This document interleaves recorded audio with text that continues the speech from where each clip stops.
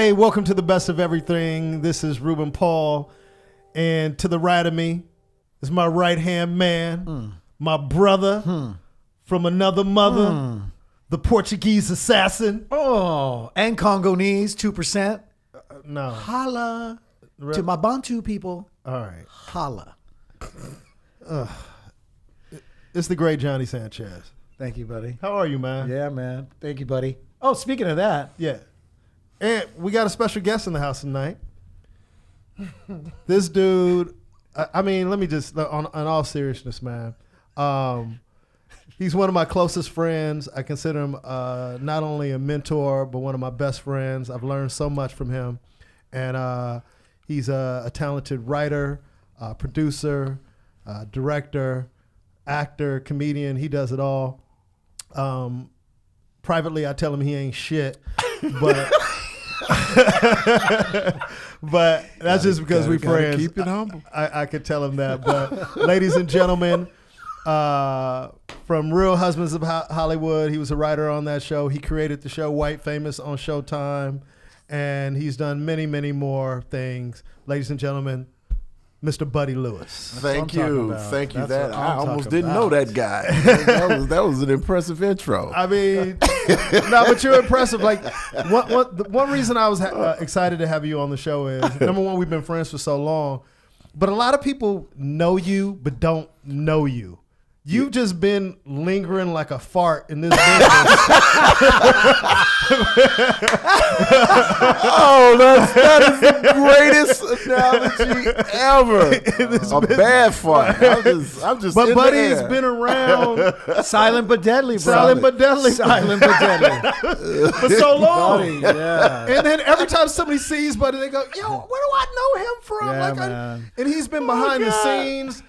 From the Def Comedy Jam days to writing on different projects, and you've just been inspiring and supportive to me in my career from the moment that we met. So I was just excited to have you on, man. And you just recently did the NBA awards. Yes, I was a writer. That Yeah. Shaq worked on. So Oh, nice. hey, Yeah. man, what's up? What's good, B? Man, thank you. Hey, listen, man, I am glad to be here. I know where I stand in the scheme of things now. The show's been going on for 10 years, and I just got an invite. This is only our 25th episode, man. This is our 25th episode. I got to give you grief, man. You're a Johnny guy. I got to give you a little grief. You're so busy. You know? Yeah, doing nothing. Well, I always see him busy golfing. and then showing the money on the camera that when he man. beats what's your boy? Danny Green, Not Henry Royal. Chris Spencer. Oh, Yeah. Chris Spencer. Yeah, Remember that time you were like, yeah, I just got through whooping these dudes' ass. One thing everybody has to know about Buddy that he's not shy about, he has decreed himself the best comic golfer alive. That and the moniker remains the same. There is no. Are there any Live. other comedian golfers that are close to your level? Maybe one or two. Who, if you don't want to name them and give No, them credit? I'll give Andre Covington a little love. He's good. Oh, Andre I- Covington. Andre can play. Shout out Andre Covington. Whisper out to Andre Andre can Covington. play. Fresno. Flex Alexander can play. Have you played with George? Lopez? Yeah. He don't want to play me. Okay. Orale, what happened? Wait a minute. This is George Flupez. He just called in. He sounds like Hey, I he just sounds heard like that. George Lopez with the flu. Go ahead. I just heard that. It's saying, ciao. Anyway, listen. Hey, let's go anytime. Anytime, Vato. Somebody play lowrider. No. It's so bad, it's good. Stop it. Does that sound like him or not? Yeah, it's pretty close. Yeah. See, it thank sounds like you. George with the flu if he had a sore throat. I can't. You know what? That's the last time I'm doing it. No, anyway, I let's love continue. when you do it. I love Just retired see. it. Just retired it. I'm done. Anyway, faux pas Pez. Oh, when he says it, you'll laugh. That's hilarious. No, but no. There are a lot of, and I give Danny Green a little prop. He can play pretty good. But here's the thing, like I started playing, and I've been playing a while. So these guys are now catching up. Golf is one of those things where you can level off. People can, once you get better, you're all about the same level. So like professional golfers are all at the same level. There's no. It's just who can put it together. There's just who can put it together that day, that time, and I told Dannon, and I'll tell Andre, and I'll tell. Listen, if you add up all the wins, when they first started playing, you go 5 years and you never win, and we play twice a week for 5 years. You down 100 wins, you down 100 losses till you reach a point where. And I try not to count those all, but there was a time when, like now I wasn't playing well. So all of these guys, they get a win once a month, they get 4 wins in a row. And it's like, I'm better than you. No, I had to play bad for you to even be close. That's the first thing. Second, let's talk about, I'm up 30 wins from the last 4 years before you got a win. Yeah. But you did say that they weren't good then, so you should judge it I'm judging now, and that's why I say there's some people that can play. Like I give Andre Covington a prop. He can play because I would say, out of all the people that play, Andre Covington is probably the only one who's got he got a little winning streak going right now. But I because he's beat me like the last 4 or 5 times we played. Okay. But we only get to play like twice a year. How about Chris Spencer? Chris is good. Chris, you hear that? You see the pause? How about Alex Thomas? Alex Thomas cannot beat me playing yet. He's been playing for a long time. He can play, but there's a difference between. Well, I was just curious when you started and why. How long ago did you get into it and why? Okay. Now the why is the funny thing. Okay. The why was I had an uncle who was a dentist, and he took off a day of work, and I thought, okay, that's what you do when you're not work. I got that in my head as a kid that was a sign of opulence. You were young. Okay. That was a sign of if you can take a day off to work and do this, I want to do that too. And he had those shoes, man. I don't know if you remember, golf shoes used to have metal cleats on the bottom. Yeah. And when he would wear them purposely because he had turned all of his old shoes into golf cleats. So my uncle was the flyest dude I had ever seen with clothes on, and he had I called them the clicky-clack shoes. Yeah. And he would wear these shoes because he would come straight from the golf course to our house sometimes. And he had those shoes on. And then he put his shoes on the porch.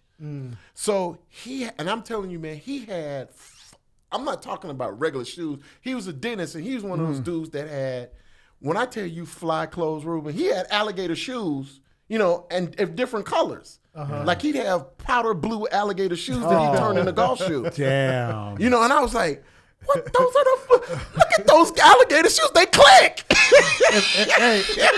If somebody is listening and not watching, they go, oh, Buddy and his uncle are black.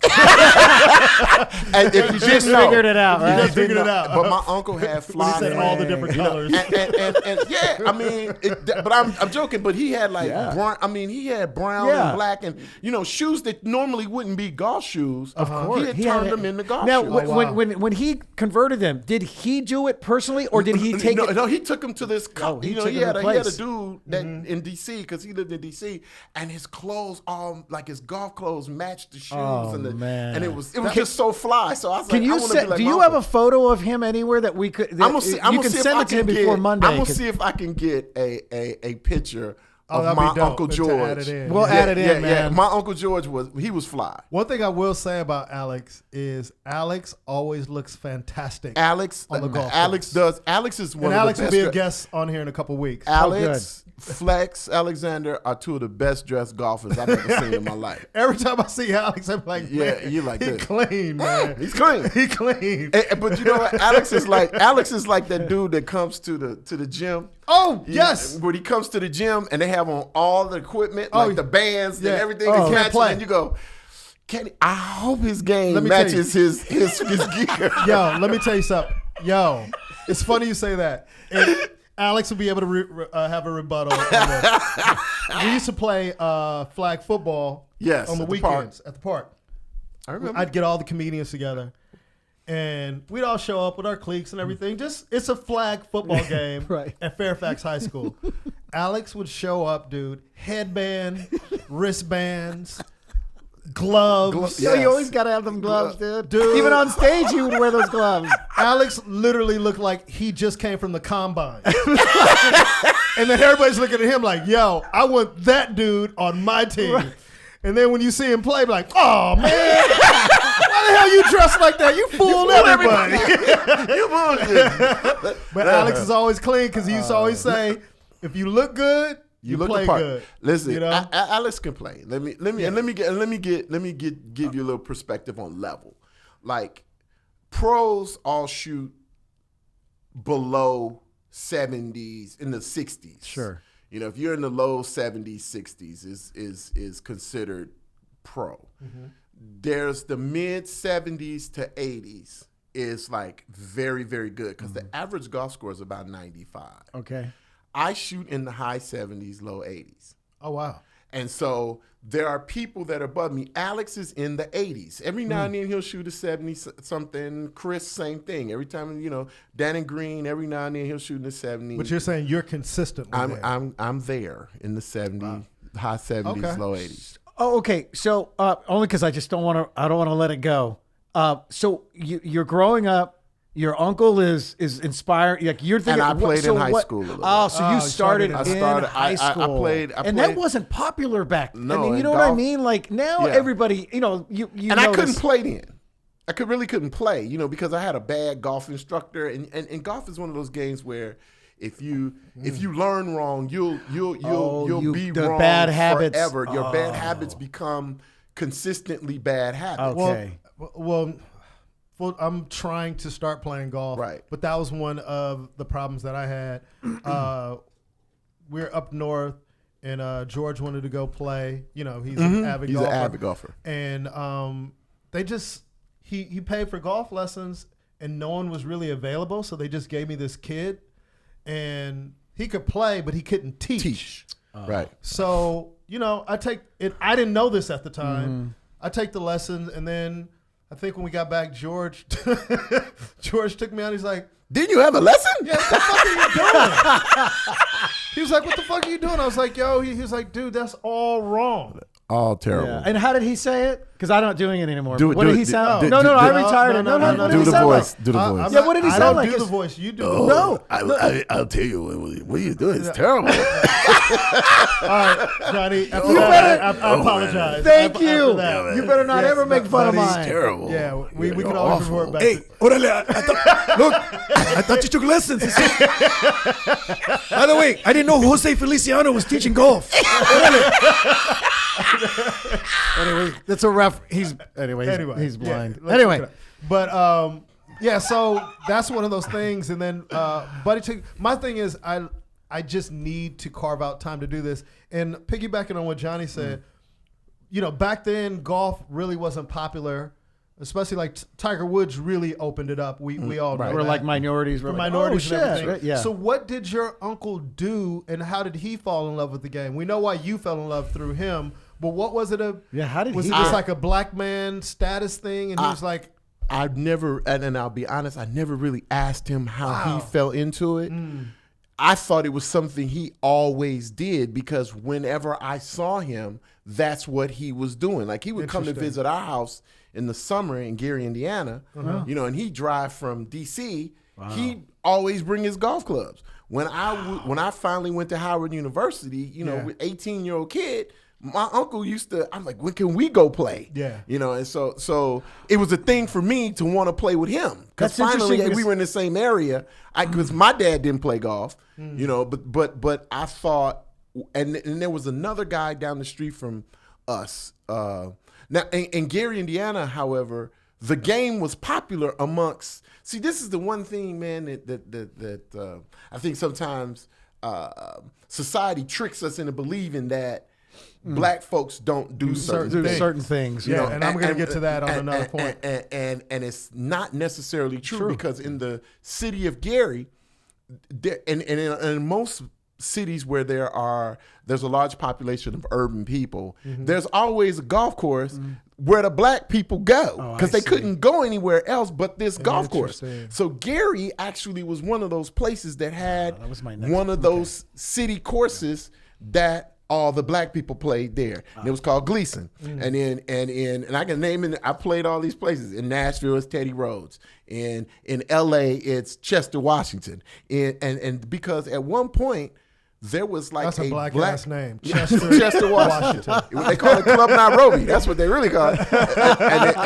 And then in Chicago is Joe Louis. You know, there were all these golf courses around the country. In DC, it's Langston. Pre-Tiger Woods. Because I mean, obviously, Oh, my God. this was what when he was coming in to visit you in Gary, Indiana, and he was we're talking about 70s. the late 70s. You know, when I was old enough to know what it was. Yeah. You know, Wow. I'm a teenager.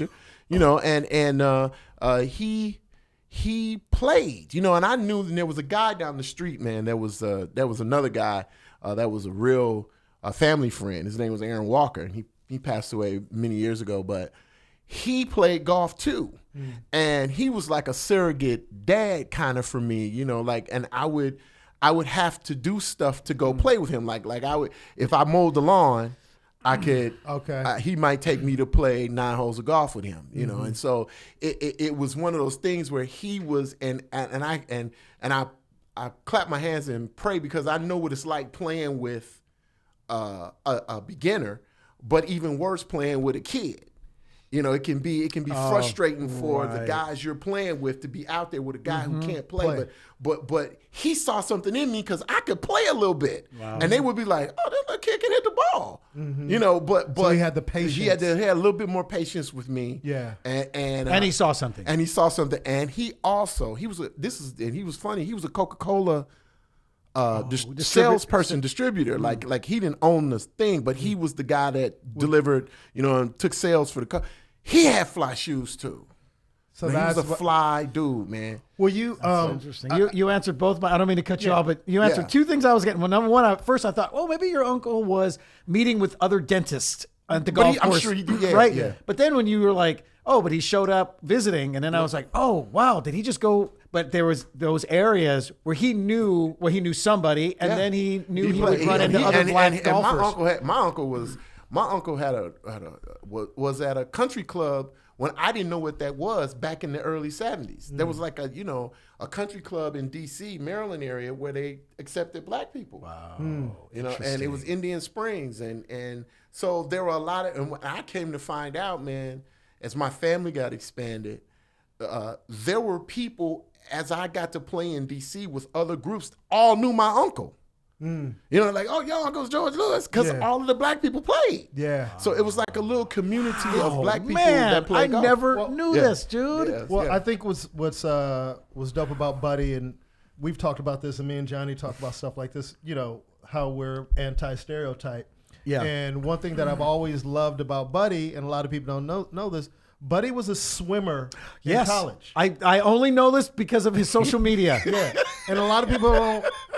The first time I just went, about a year or two ago, I went, oh, yeah, because I think you posted something with your old water swimming guys. And we were the swim team. Swim team. But yeah. At Howard University. At Howard. I swam. Oh, and didn't you, I'm sorry to cut you off, but that movie that was done about the black swimmers, wasn't that Pride? Wasn't that based on? That was based on a swimming program that was in Philadelphia. But some of those kids, and I'm not going to say that some of those kids were actually the swimmers that came to Howard, but that program developed, I know, 5 or 6 kids that were swimming with me at Howard that swam in that program. And you got to remember back in the day, man, you know, in the mid 70s, there were, for the first time, there were black mayors of major cities. Yeah. And all of them had a program in their city for inner city youth. Like, you know, there was, ours was Mayor Hatcher's Youth Foundation. There was DCS, which was the Detroit Swim Club, which was done by Coleman Young. Then there was PDR, which was Philadelphia Department of Rec. There was one in Atlanta. There was one in DC. So they all had swimming programs, or track programs, or late night basketball. And you would travel to those places. Those people would come here. Like we swam against Detroit Swim Club every summer. It was like a big citywide thing. You know what's interesting is like a lot of people, a lot of just in comedy in general and a cultural thing, there's always a running joke that black people can't swim. Right. But under the surface of that is, well, has anybody even thought why a lot of black people can't swim? Because it was lack of opportunity. It was just like, we didn't grow up with swimming pools in our backyard. And then the pools you would go to, the public pools, if they were in white areas, they didn't, a black person couldn't go. You couldn't go. Yeah, and that is so true because I was in the city in Gary, and that was one reason why I started swimming was because my dad worked at the YMCA. So it was like, okay, go swim while I'm working. So that was like his. My dad was so trifling, but he would like put me in the program, so he didn't have to really be bothered with me. Sign you up for as much as possible. I'm gonna get this boy and everything, so I don't have to really watch him. I was being babysitted by the pool, but eventually what happened is when you in a city like Gary, because the population is small, when you're on the swimming team or you get into a popular thing like that, people see you and you get other opportunities. Like I had a job every summer because I was a lifeguard, and then that got me a scholarship to college because I was. So you went to Howard on a swimming scholarship? Yeah, I went to Howard on a swimming scholarship. So wow. So there was a whole group. There was like a swimming family in Gary called the Curtises, man, and they all we were at West Side and we swam in the summers, man, and it was the greatest, most fun thing. I look forward to the summers because we would go to swim meets all over the state of Indiana, Illinois, Michigan, we went all around. And I'm gonna tell you the story. This is about how interesting it was that white folks were amazed by. I saw that racial tension and hate in the movie. Yeah, up close and personal. So I'm about 12, I think. I was like 12 or 13, and we're at a swim meet in Mishawaka, Indiana, and I'm in the bathroom. I ain't even heard of that. That's a small town. Yeah. Repeat that town? Mishawaka. And they had one of the best like swimming programs in the country. And wait, let me pause this. People don't realize the Klan originated in Indiana. In Hammond. Damn, he knew it immediately. Hammond, Indiana. They had their headquarters in Hammond. Well, I can't tell you how many times I got called the N-word going over this hill to the Nautilus to the Nautilus gym. But wow. we're at this swim meet, and I go into the bathroom, and I hear this man is cursing out this kid. He's like, I tell you what, Billy, I swear to God, if you lose to one of those niggas out there, he's just going off on this kid. Wow. Yeah, I'm telling you, you're going to walk home, Billy. I swear to God, don't you embarrass me and Papa. He's going off on this kid, man. And I'm like, and so the door opens of the stall. The white man walks out and sees me. And he looks me in the face like, yeah, I told my son that, and keeps on walking. So the little boy doesn't come out, and he looks at me, and I'm looking at him like, dang, he looks real close to my age. Wow, I don't have to swim against Billy because I'm ranked number 2 in the 50-meter butterfly, 50-yard butterfly, 50-meter butterfly. I'm number 2. So I'm like, I pray to God. Somebody's getting their ass Somebody getting their ass whooped. Unless Billy's number 1. Dog, we get on that block, and I'm in lane 4. Guess who's in lane 6? Billy. I'm like, Billy. Poor Billy. Because when we won, we got McDonald's. I know somebody. So basically, Billy was going to be walking home for a ribbon at some Could you imagine his racist dad out in there? Oh. Looked like the nigger had an engine on it. Hey, when I tell you, I felt so bad. But I was like, Billy, you're going to be walking home. You're going to be walking home. Because I'm going to whoop your ass. Yeah, I'm getting that McRib. And I wasn't thinking about the racist implications. McRib. Oh, I didn't mean it like that. Really? McRib. I didn't even mean it like that, dude. Johnny, they didn't have that. That wasn't there. Okay. All right. Hilarious. But the reality is, when he lost, you could see the terror. Wow. I'd Terrible, never seen man. like Poor guy. Poor kid. He's gonna get it when he's gonna get it when he gets home. Yeah, And that swimmer went on to be Donald Trump. Yeah, one of my life's missions would be to find out, dude, what happened with Billy to Billy, not just that day, but how was your life impacted by getting your me ass whooping your ass? Yeah. And what has it made you? Like, I would hope that whatever it is, it was something positive, that it turned him around. His dad was like, hey, well, like Negroes can swim, and I'm Billy. I hope it didn't turn him into like hating more of a racist. More of a racist because he lost to a black guy. Because he lost to, he just lost. Well, now, do you remember around what place he came in? Oh, he was probably second or third. Oh, he was in it. Third. He was in it. He was in it. But he wasn't gonna beat me. Yeah. And I'm gonna tell you something. The competition was stiff. Yeah. But I was a very really good swimmer at the time. Now I'm not saying I was the best, but I was good for 12 and 13-year-old kids who travel. You're like, okay, this kid can swim, and I wasn't a great swimmer by any. Let me stop all you Michael Phelps. You can't beat a white guy, Michael Phelps. Okay, there's an anomaly, and I was a very good high school and college swimmer. Yeah. And let me tell you something. I didn't even make the state finals in my event because in Indiana, at the Northwest Indiana, the state champion for the whole state was we swam against them in the sectionals. So when you're swimming against Bishop Knoll and you're swimming against all these other schools, there are probably 3 guys that are going to make the state finals. That are Division I college swimmers in my area of the section that you're competing against. You're competing against. So it wasn't like I was good enough to go Division II and swim and have a decent career. Yeah. But not like it's like some football players. You go, hey man, he was a good Division II football. That's what I was, and I'm still something to be proud of. But I got a scholarship, and I paid my way through school. And real quick, you mentioned the 50-meter butterfly. Yeah. And what? Any other events? Oh, I swam freestyle, butterfly, and I did backstroke. I wasn't a good individual medley person because I couldn't do breaststroke. I had bad hip. And so I couldn't. Oh, couldn't do the breast. I couldn't do. But what were they typically 50 or 100 meter or two? As kids, they were 50 and 100. You did 50 and then when you were in college, and 50 and But by the time I got to college, I swam 100 butterfly, 200 butterfly. I swam 200 free, 100 free. Wow. I swam. Yeah, man. Well, like I said earlier, me and Buddy have been friends for a long time. But here's something. I don't think Johnny knows this. I don't even know if you know this. It's transitioned to Buddy's comedy career and him in the entertainment business. But I saw you perform before I even started doing comedy.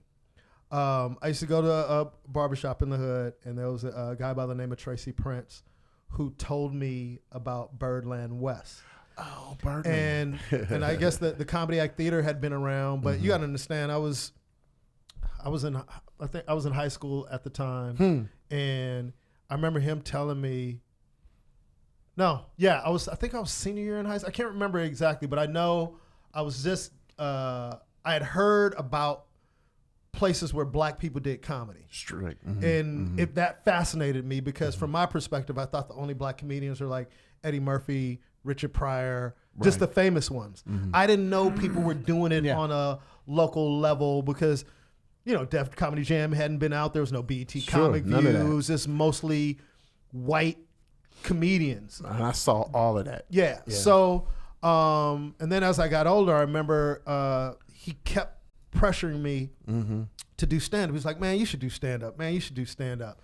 And I had, I'd already fell in love with stand-up through Richard Pryor and different people. He was like, you should go to Birdland. And I go, Birdland? He's like, yeah. He was like, I could get you in. I don't think I was even 21 yet. He was like, I can get you in. So this was just a bar? It was a nightclub. That ran. It was a jazz club.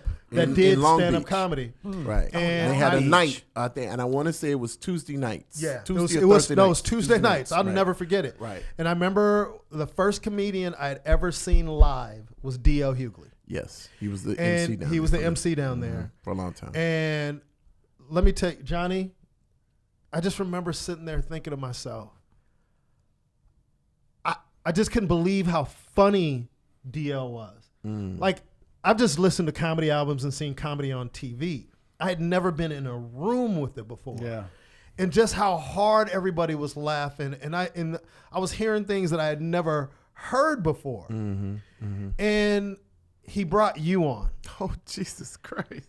And you did a joke about Denzel in the movie Glory. Oh, you remember that joke? I would never forget it. Because, dude, I must have told everybody this joke. Because it just blew me away because it opened up my imagination even more. It was like, okay, no knock to you guys. Like, oh, these are regular dudes who Slinging aren't famous. Yeah. And they're funnier than Some of the albums that I've listened yeah. to. And you did this joke about when Denzel's, for you guys who've watched the movie Glory, Denzel left the camp and went and stole some shoes. And then he got caught and got whipped. And Defending that was the craziest thing. He was defending the country and got whipped for stealing some shoes to fight. It was like the most. But anyway, go ahead. Glory is a brilliant movie. If you haven't seen it, it's one of Denzel's best performances. I need to see it again. It's great. So he won the long, Oscar. He won supporting, best supporting actor in that movie. He was absolutely brilliant. But Buddy reenacted the whipping, and he goes, "Man, Denzel was a G." You know, he was like, man, Denzel, you know, he had Never dignity. cried. He never cried. One tear. And when they went to whip Denzel, and then Buddy would act the whole thing out. Like, even you could hear the wind when he put his arms out, and you could hear the whoop. And then he was like, why? He was like, man, Denzel didn't cry. You just seen that one single tear. And then Buddy goes, if it was me, it probably been just a little bit. I said, no, it'd been the same damn thing. Yeah. I would have given the same thing. You motherfuckers, you messing with fire. Yeah, anybody spit. You get that one last foul. And then Buddy used to do a pirouette. Buddy, how tall are you? 6'3". Buddy is 6'3". And imagine him doing a pirouette on stage and kicking his leg up past his head. Dude, the place went bananas. Oh. And I remember, this is how good the comedy show was. At the end of the comedy show, I was there. I was there with my girl at the time. You know, on Def Jam. You did on Def Jam. And dude, let me tell you, Johnny, you know how everybody's clearing out after the comedy show? Yeah. I just sat there. Soaked it in. Like you had just witnessed. Yeah, I just sat.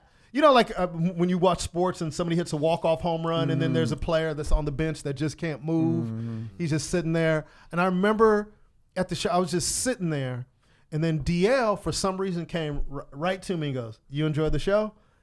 And I go, yeah, man. Yeah. And he goes, you all right? I go, I think I want to do this. And he goes, yeah, man, you could do this, man. You can do it. And DL ended up being my mentor. I think I've told the story. I worked with his dad at Delta Airlines. His wife went to, high school with my older brother and sister. So there was this connection. And I worked with his dad that I didn't even know about. Right. And he ended up mentoring me, years later after I started doing stand-up. But I just remembered how great you guys were. So even for you to be my friend years later, I'm sure I probably have told you that story. Maybe I haven't. But you're one of the first comedians that I saw and blew me away. And just the fact to have this friendship years later, even with DM. Bomb. That was Dude, and let me tell you, and people did catch bricks at the Birdland West. The Birdland West had the best hecklers in the business, and that's where I started doing comedy. And it's funny, even DL, like different people, they go, you started at Birdland? Because that's like starting at the Apollo is where I started. Got it. And it was the roughest room, but that was the only place that my boy had the hookup to get me on. Donna Chavou. I remember. Used to run it. Yeah, Donna and he was like, "Yo, man, I'm friends with the lady who books the night." He was like, "I can get you 5 minutes." Right. And he pressured me every time I went to the barbershop. "When you gonna do stand up, man? You coming in here, man, talking about everybody, man. You need to go on stage." That's hysterical. And then finally, when my football career was over, when I kind of knew like that was over, I had already started putting stuff together. And then I was like, "I'm ready." He's like, "All right." He made the phone call. He's like, "You on next week?" And I was like, "Shit." But I couldn't back out. And he was like, "Don't pull out on me, man. I called on your behalf." He's like, "You could do it." And he was one of the first people who really made me believe that I can do it. I felt like I could, but when you have somebody else saying that, so that was that moment. But just seeing DL, it blew me away. And then the first night I did it, I actually performed Yvette Wilson, rest in peace. Rest in peace.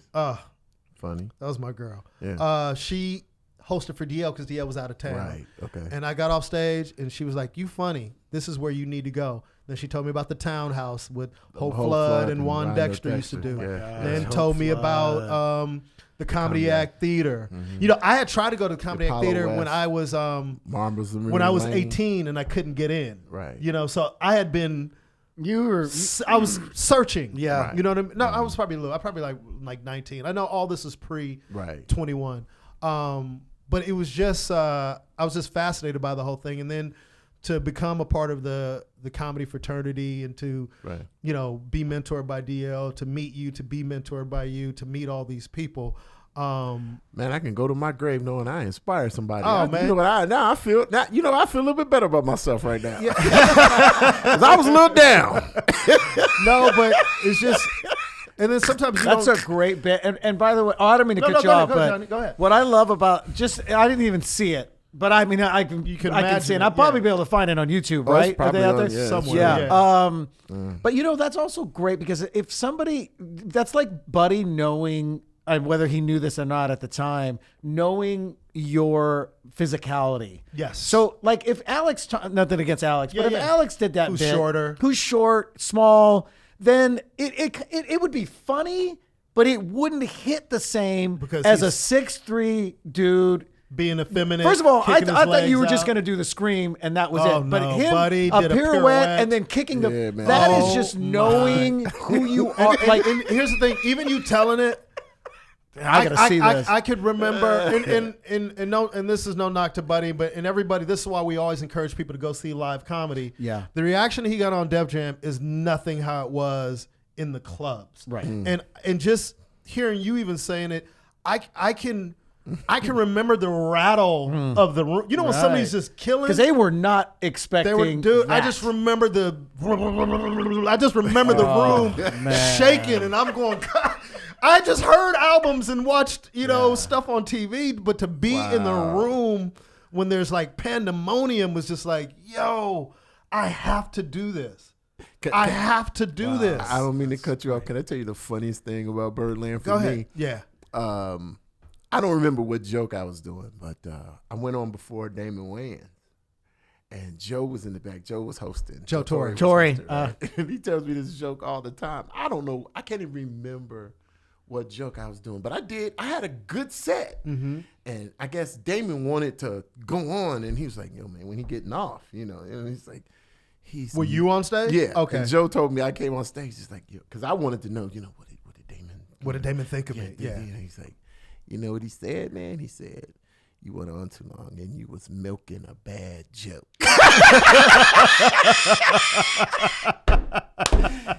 That's real. Milking a bad joke. And here's the thing. hilarious. Damon Wayans, in my opinion, is one Genius. Was one of the best comedians ever. So I think good. He's hugely Underrated, as a man. comic Oh, man. yes. When people talk about influences, and Yes. I'm remiss because we've talked about some of our favorite comics, and I'm actually embarrassed that I haven't brought up. You Damon just Wayans. made me realize that right now that Man. we have I not do- thrown his name out there, Jesus, man. Can I tell y'all a story? He's so good. He's so He's good. so good. I watched. These are two of the greatest moments. You talk about history moments that you had when you go into a club, man. I had two. the first time I came into the Comedy Act Theater and I saw Robin Harris working, I wish I could have saw him, man. I realized I wasn't that good. Do you know how you go in your room and you I wish I don't know if I'll ever be able to do this the way he's doing this. You know, it was amazing. But I saw, and I'm gonna come back to Robin Harris, but I saw Damon Wayans come in one night when Robin Harris just slaughtered the room for 2 hours. You know, people used to come, from all over the country to that room in on 43rd and Crenshaw to watch him perform, and he had slayed the room. He's leaving. He used to leave the room, and would put one last comic up as he was leaving. So he did Damon Wayans as Robin left, like half the people got up and left with him because they thought the show was over. And Damon Wayans came in. This was right before his first special drops, and I guess he was practicing. Ladies and gentlemen, Damon Wayans, and to this very moment, the hair stands up on my head when I tell this story, and I don't have no hair on my head. He came into that room, and if that room held 250 people, there were only maybe 100 left, 150 left. Damon proceeded to, when I tell you, put the dukes up on stage, like, y'all listen to me, watch me take command of this stage. And he did basically most of the material from his special. And those 100 people rose up, like, let's give him a standing ovation, because he had taken the room to another level. And it was a comedy lesson. I got like 2 comedy lessons in that one night on how to host a room, and then what you've got to do to elevate your career. And then the same thing happened about 4 years later, maybe 3 years later. Robin Harris, who was told by Mitzi he was too urban to work at the Comedy Store. So Robin goes in and he was about to do his special as well. He does a showcase up at the main room in the Comedy Store. Right after Dice Clay had, when I tell you, this was when Dice Clay was Dice Clay. Like there was no, he was the biggest thing. He was the white Kevin Hart, back then. He was huge. And he destroyed the room, y'all. I mean, literally destroyed the room. Nothing but white folks in the room. Robin Harris comes in there, and bro, when I tell you, begins to slaughter this room that Dice Clay had just slaughtered. And Dice had to come back into the room and was like, who the fuck is this? He actually said that. Me and Joe Torre was standing right there. He goes, who the fuck is this? He didn't know who Robin Harris was. And Robin came in and tore the room up. And it's not like there was a group of black people that were supporting Robin at that night. This was all... It's what I call an away game. It was a away game, bro. And when I tell you, he put them things on them and took the room to another level. And I got another lesson. That was like, okay, this is what you got to do. Well, you got to be able to do it anywhere in Crenshaw, and you got to be able to do it uptown. And so that was the brilliant lesson for me. And you got to be able to follow behind the legend. Well, to me, man, just hearing that story is, and me and Johnny talk about this, it's the reason why I started Ruby Tuesdays in a sense, is just to be able to people, like, funny is funny, man. And somebody will try to put labels on you as a comic. He's only an urban comic. He can only make black people laugh. And that might be true for certain comics, but great comedy is great comedy, period. It's going to work. Yeah. Bernie Mac is great, period. Works. Robin Harris is great, period. So when I create an environment like Ruby Tuesdays, it's to show the audience members and the comedians, like, people have the capacity to be able to like more than one thing at a time. Like, you can like Bernie Mac and Jerry Seinfeld. That's very true. You can like Ellen DeGeneres and Mike Epps. Right. Like, it's funny, like, people try to put us in boxes as human beings. True. Black people can't swim.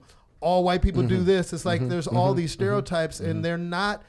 Yeah, we know stereotypes come from truth, but they don't hold true for everybody in the race or the culture. That's true. And it's great to have stories and to see these things, and us have been part of these things, me, you, and Johnny, of showing people something different that they might not have expected. It's even sometimes when we go into hood rooms. Right.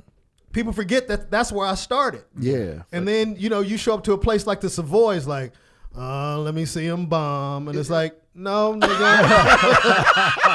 I know do that. I know do that. I know you people very well. So when they see you murder, it's like, yo, like sometimes you got to remind people what the fuck it really is, dude. Who you are and what you do. It don't matter, man. Very true. I performed in front of killers. I performed in front of clubs that got shot up, riots breaking out. Like, dude, we paid our dues. We've done all these things, and I'm just blessed enough. We are blessed enough to have the skill set where we can be put in any environment, man, and we're going to win. Yeah. And here's the interesting thing. And everybody can't do that. Go ahead. Here's the interesting thing about L.A. Johnny, I used to follow Johnny and what was it, Jeff Garcia, and you got to follow what was not Luke Torres. What was Luke Torres? Luke Torres had a room.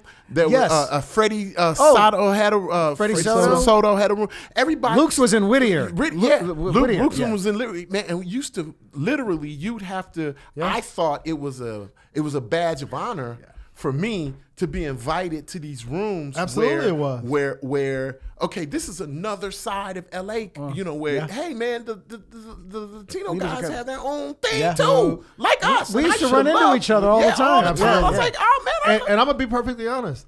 The only reason why I started doing Latino rooms is that was the first place I started making money. Right. Because Willie Barcina Barcina used to he had a room everywhere. Everywhere. So Willie would see Willie would have a room in a U-Haul truck. Yo, man, I got this room in an ice cream truck. And Willie, dude, a room in an ice cream truck. So true. So true. But dude, imagine as a young comic, and I was getting to the point where I felt like I was good, and my peers would start. So Willie be like, "Hey, bro, you want to do this gig?" And I go, "You sound just like him, too." I go, "Yeah, where?" And dude, it didn't matter where, because he'd go, "It pays $200." I go, $200. $200. Yeah, you'd be like that. And then you get there and it'd be like an underpass with a tent.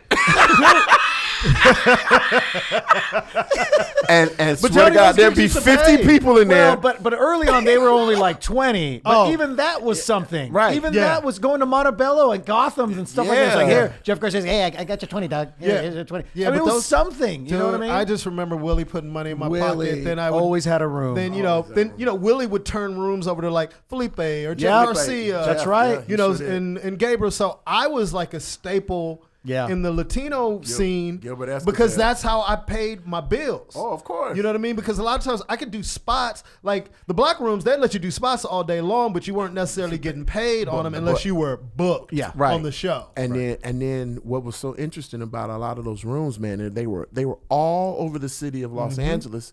And so you could do 2 or 3 of them in a night. Yep. Yeah. And you might end up making $60, $70, and you do that 2 or 3 times a week. And people don't understand the hustle. The hustle.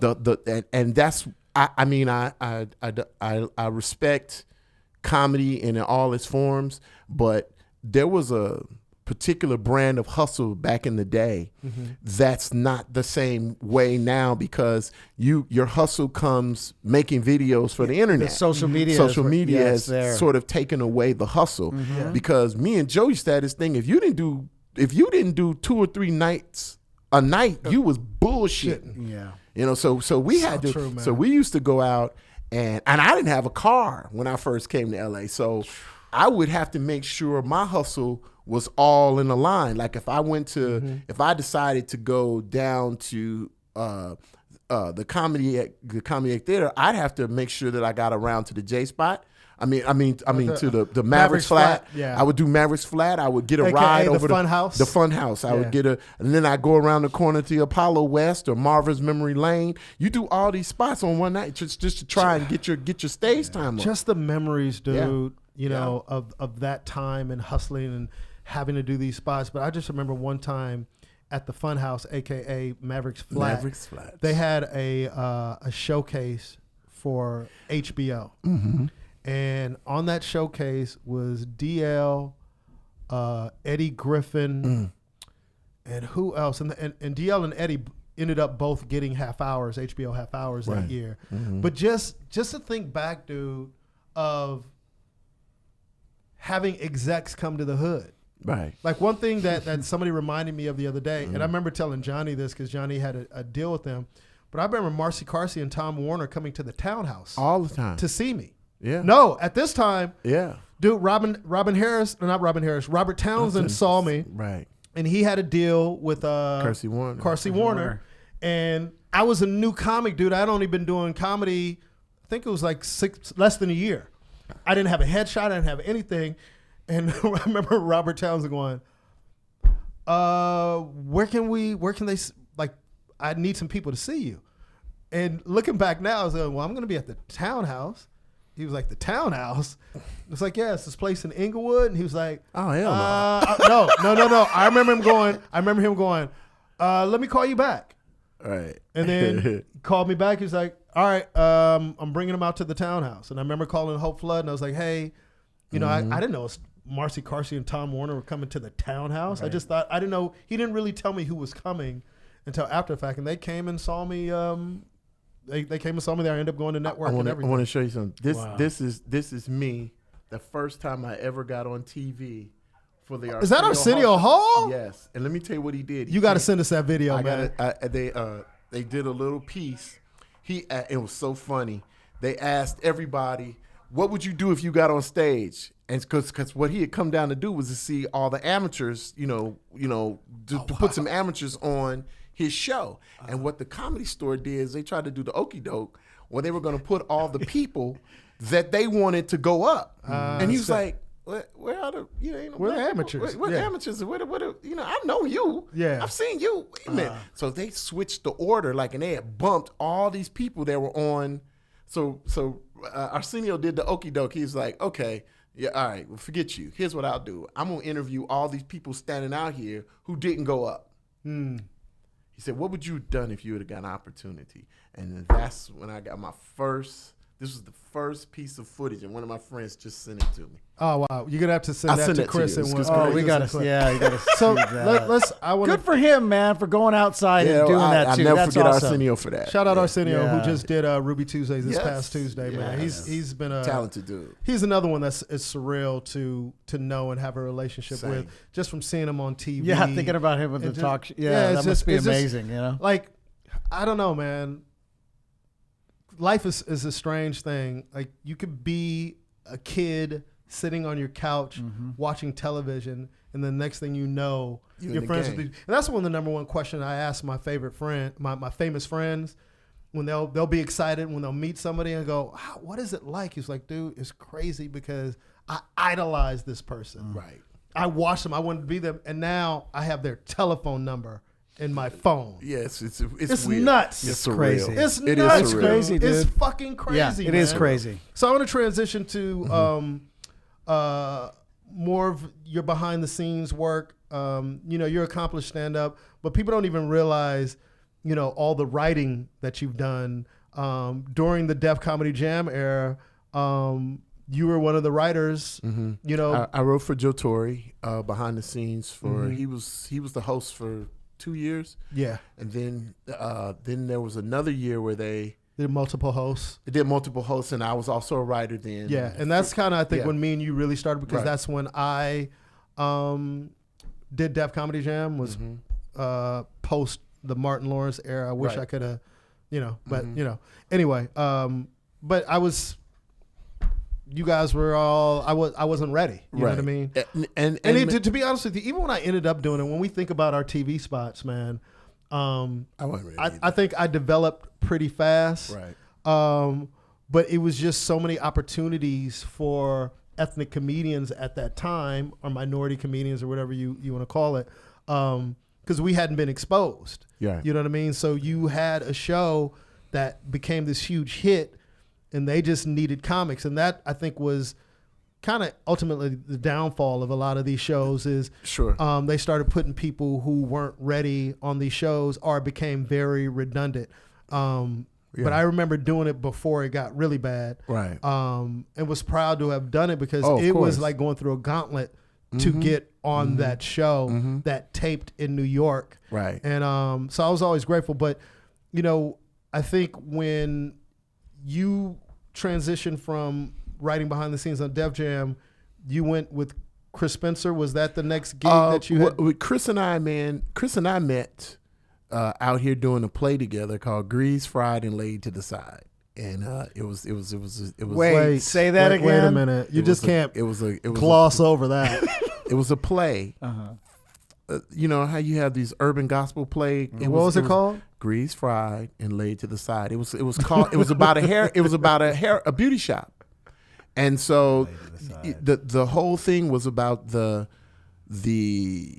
experiences of the women and the people that came in and out of this beauty shop. Mm-hmm. And so Chris and I both played a different role, but we also were understudying each other for the roles we played in this thing. We were on this thing. We had the guy's character's name was Alfrika, and his real name was Alfrika. That's what he told everybody. He was African. I'm Alfrika, you know. And he had this brotherhood thing, and it's like, yo, man, you live in your mama's house. You know, it was the whole, you know, I'm African proud black man, and like, you know, coming in selling T-shirts and bean pies, but he was really he was low level dude who was always bagging on the women in the place. So it was called Grease, Fine, Laid to the Side. But me and Chris had a little pact then because you know, we met each other, and Chris was, you know, Chris is just, man, he's one of the most humble dudes in the business, man, and he's always very friendly. People, you know, there's some people in the business that, you know, you meet him and you're like, that jackass. Yeah. Chris been the same dude to me, you know, since I've met him. And so we had a little pact. We were like, yo, man, whoever gets something first, man, we gonna hook each other. Oh, wow. So and we pinky shook on it, and he's lived up to his pinky thing. Swear. I have not done shit for Chris Spencer's career. But I just always thought it was dope because, you know, you wrote on Vibe. Yeah, I wrote on Vibe. He brought me on Vibe. Yep. And then the Real Husbands of Hollywood. The Real Husbands of Hollywood. We were writers together on the it was actually a sketch on the BET Awards the first 2 years, and then it branched off and they made a sitcom out of the show with Kevin and the crew of guys. It was a satirical look at reality shows, you know, and so and all of the guys who were on the show had famous wives, you know, Boris and Nicole, Tisha Campbell and Dwayne Martin, Nick and, you know, Mariah at the time, you know, and you know, so it was that thing, and we were sort of making a joke about it. And Kevin was the only one who didn't have a celebrity wife. He was their fifth wheel friend that was the star of the show. So there were a lot of interesting dynamics that we had, and he had chased all of their wives. Robin Thicke, you know, Kevin was after all their wives. If you ever break up, I'm gonna get your wife. That was like one of the running gags, you know. And it was. And what was that experience for you working on that show? And how many years did you guys go? We went 5 years, 5 seasons. It was 5 years, and you ain't paid for one dinner. You ain't shit. Ruben, have I never? Come on, man! I can't believe I haven't paid for one dinner. I'm sorry, man. You know, okay, after this, man, we're gonna go grab something to eat. I know I paid for a bowl of soup or something. But 5 years, 5 years. That's man. dope, man. We went 5 years, but and I went a year with Chris on Vibe. I did about 40, I guess 30 or 40 episodes of Vibe, but you know, I got fired 2 weeks before Chris.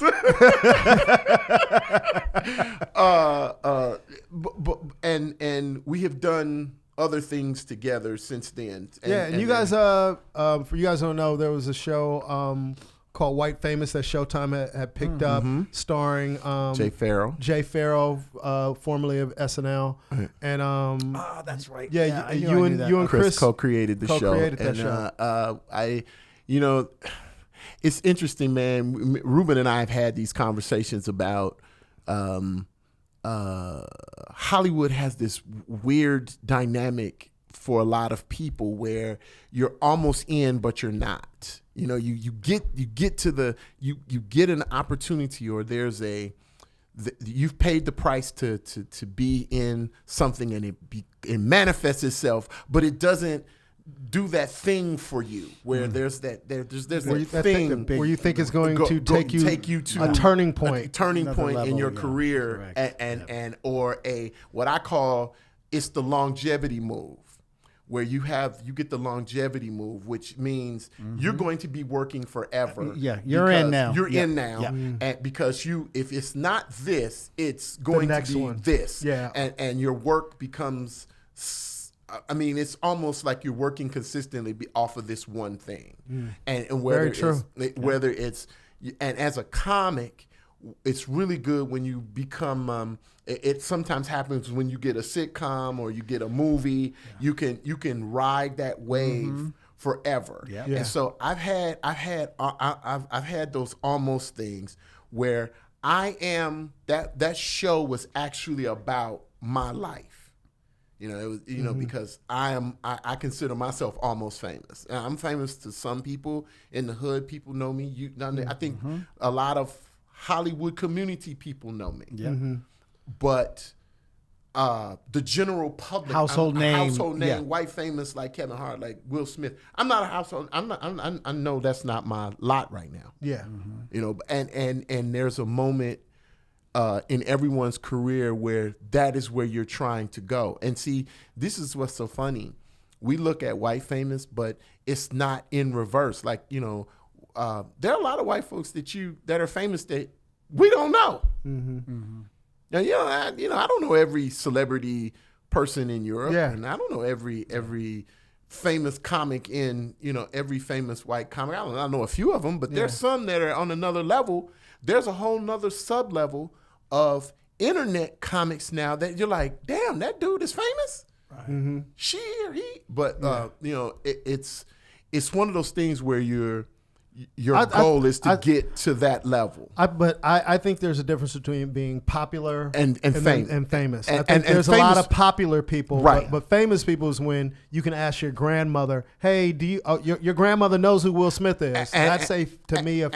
And I think fame comes with work, with clarity of work. Do you know what I mean? True.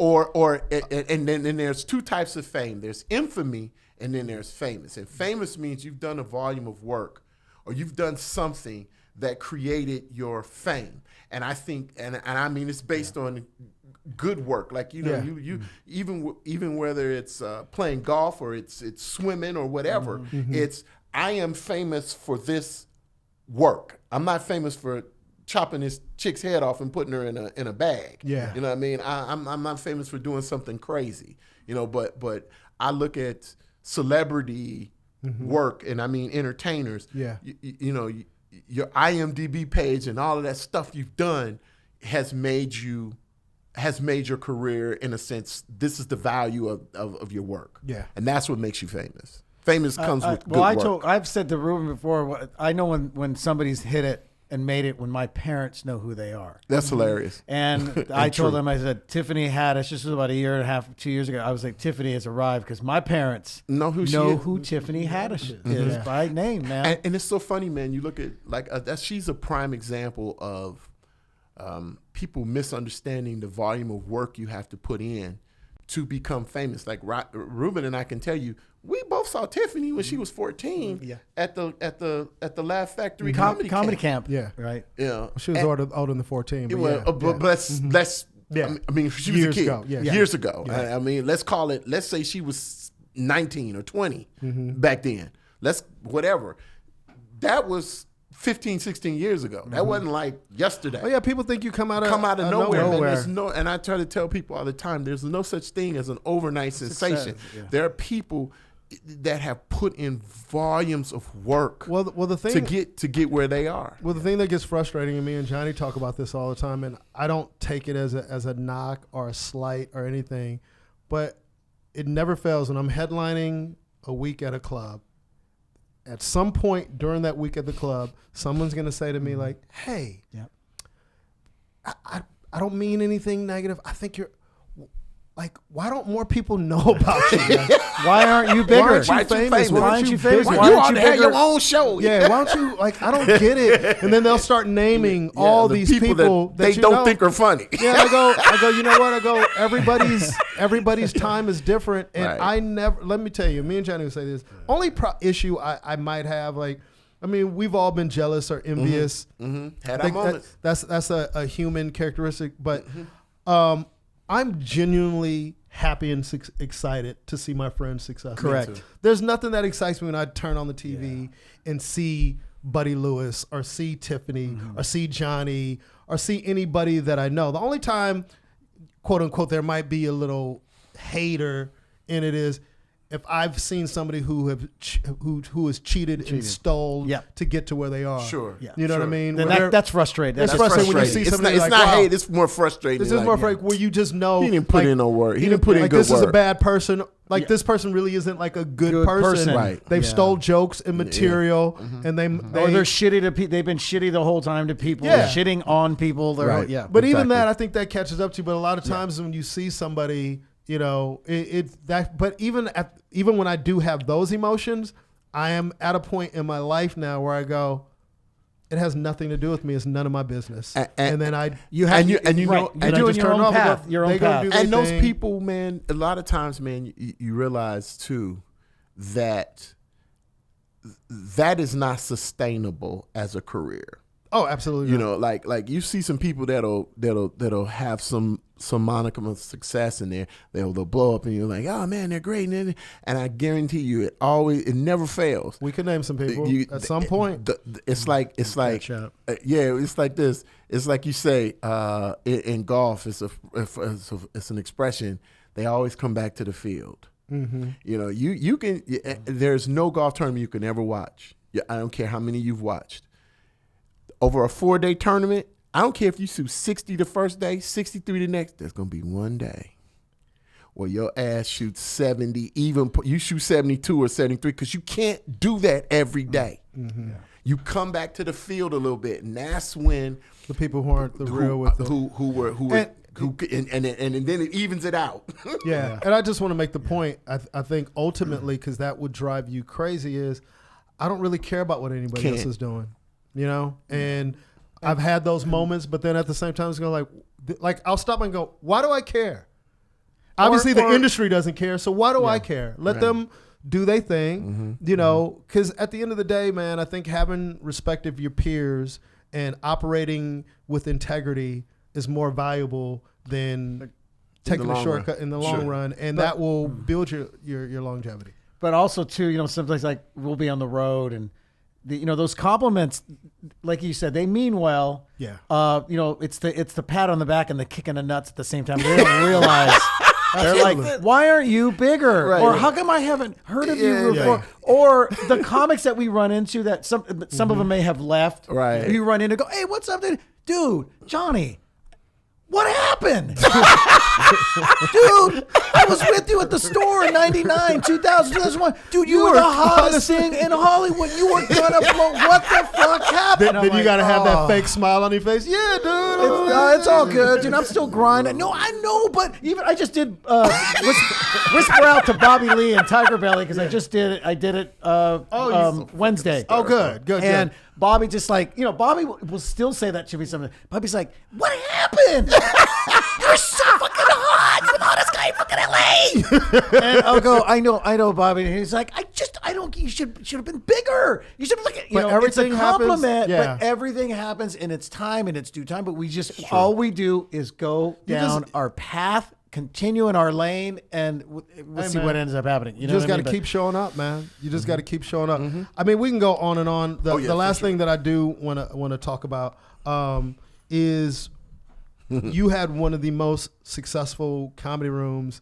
in LA that people forget about. It was actually in the Valley, but I still consider LA. It was at the Ha Ha Cafe called Whacked Out Wednesdays. Right. And it was hosted by you and Kim Whitley. Shout out to Kim Whitley down there at Essence Festival. Love me some Kim Whitley. Yes. I got to get her on Ruby Tuesdays too, man. Yeah, she said she would do it. You know what? The only problem with Kim on Tuesday, because she does Tom Joyner. That's what she said. She's like, when I get a Tuesday off, I'm gonna come do it. Because she has to get up like super early, like 3 a.m. or something like that. She has to get up at. She's had a long day. Her on this Monday. It's a Wednesday. Yeah, normally Monday she does. On Tuesday she has to be up at 2 a.m. to do the show because she's on like Tuesdays and Thursdays. But her schedule's changed. So anyway, we reached out. Yeah, but no story. And I'm sure. I mean, facts are facts. like a lot of people don't even realize that Whacked Out Wednesdays is almost single-handedly responsible for the Ha Comedy Club's existence. Sure. Because you guys turned that into a legitimate comedy Was this club. the old one? Yeah, or the old the one. old one? That's what I thought. Yeah, it was the old one. And Buddy had a night that was packing it out and brought attention. Like Eddie Murphy used to show up and just hang out and be in the audience. And every popular black comic you knew would show up on Wednesdays to do that room. Go ahead. And the thing I'm most proud of is it wasn't just the black comics, man. I mean, Jeff Garcia came and supported me. Gabriel Iglesias used to come and do that room. You know, Fluffy used to do that room. He used to do Wednesdays. Like I put him up.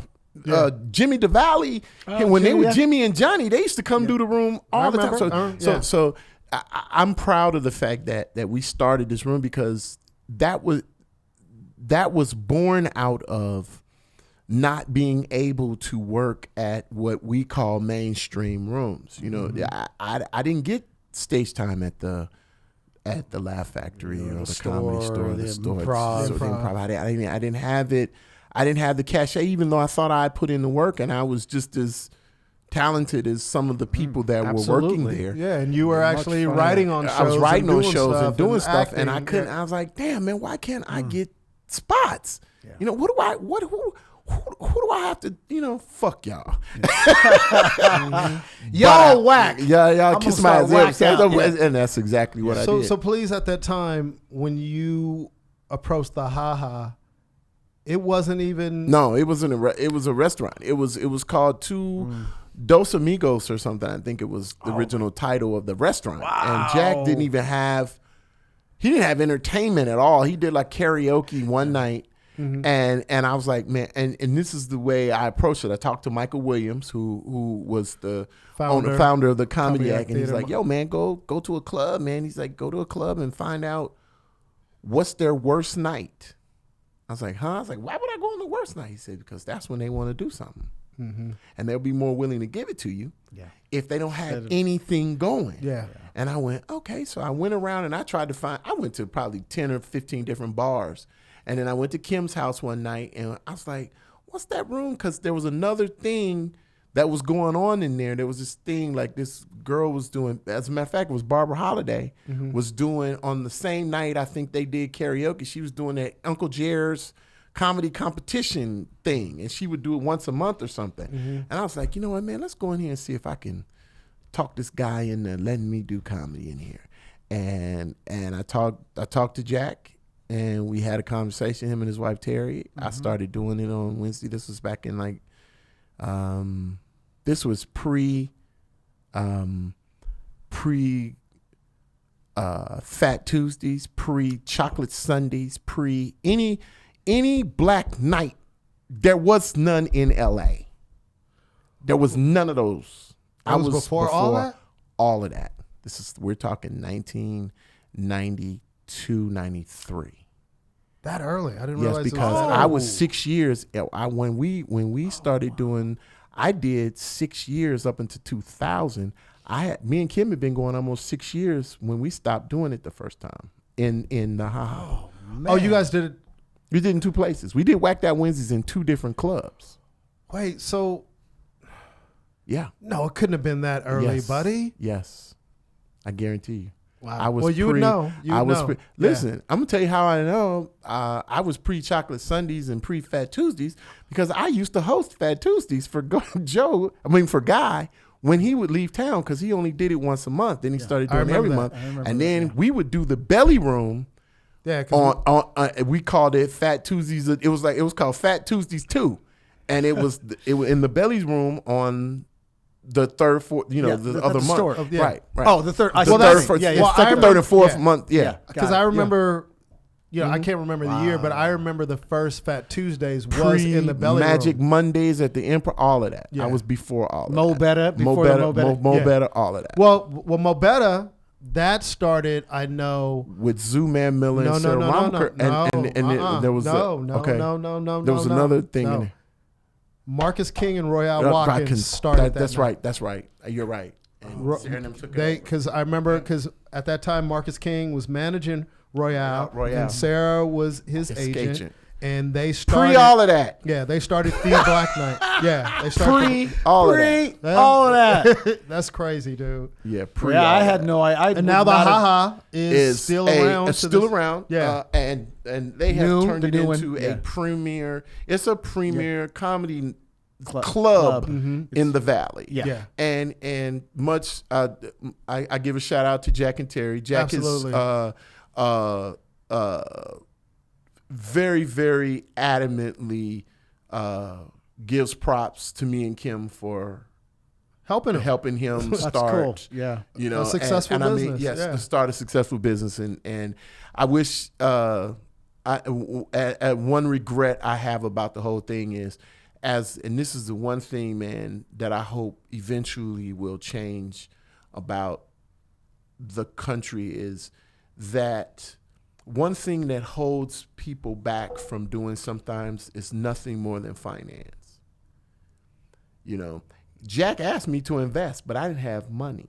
With a $5,000-$10,000 investment, I could be a part owner of the Ha Ha Cafe back then. Yeah.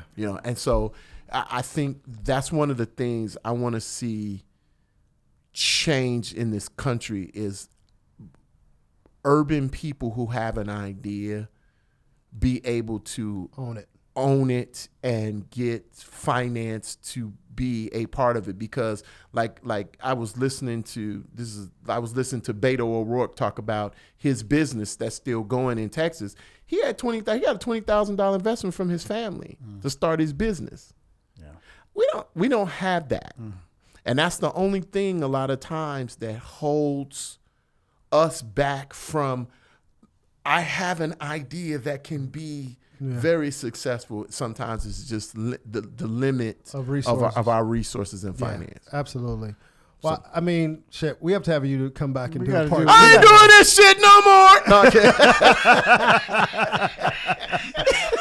but it's just, I appreciate you so much. And, yeah, bro. And, obviously, Johnny's one of my closest friends, and whenever your name comes up, he's like, "Man, I love Buddy, man." We start laughing. We do. Buddy, you ready to Buddy? Man. You ready to Buddy? Dude, let me tell you something. There's no better feeling. I mean, I can go on and on. I mean, we're bonded. Not to bring the show down, but me and Buddy are bonded in so many levels. The day I found out my parents were in a car accident, me and you were together when I got the phone call. Right. And just as a comic, you being somebody who was already established, who had cachet, like you were a famous comic to me, and just to hear your laugh in a room as a young comic, you go, all right, I'm on the right track. Yeah. Because Buddy's laugh is Buddy's so laughing. You can hear Buddy. Man. Oh, yeah, dude. And there's two laughs you get from Buddy. Nigga, you bombing? Laugh. And man, that was hilarious laugh. And you knew the difference. What specifically? What is it to you, or how does it sound? Well, you don't have to do it, but I mean, what is it? But if you're killing, you get his full belly laugh, and then if you're bombing, you get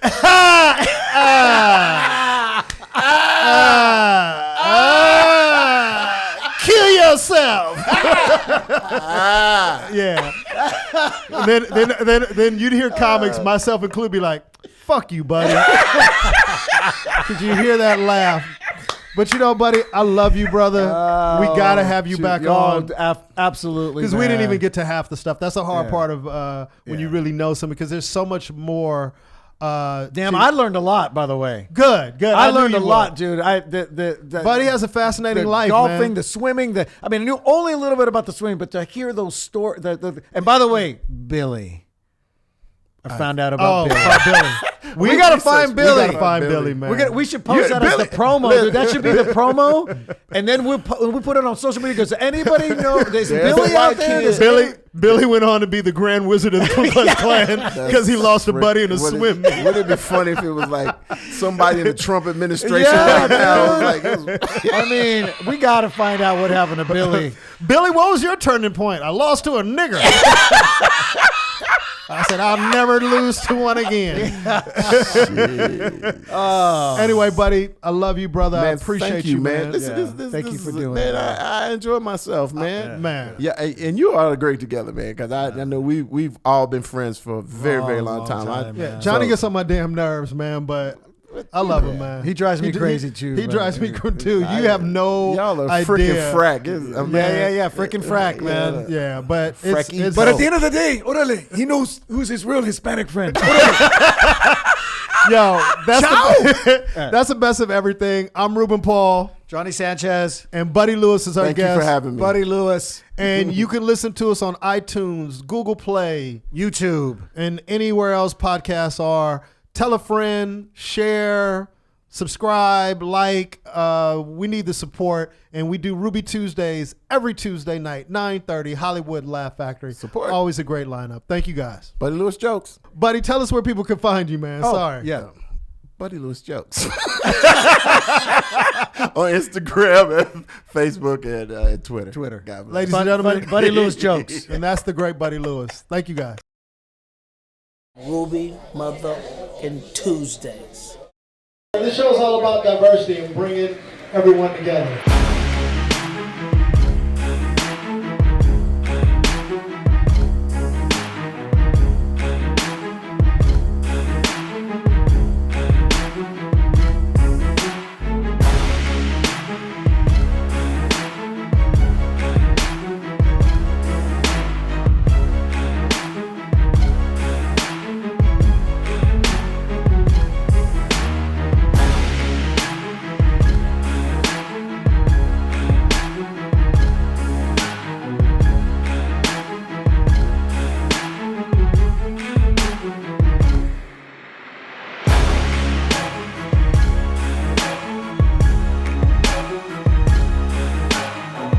You never know who you're going to see at Ruby Tuesdays.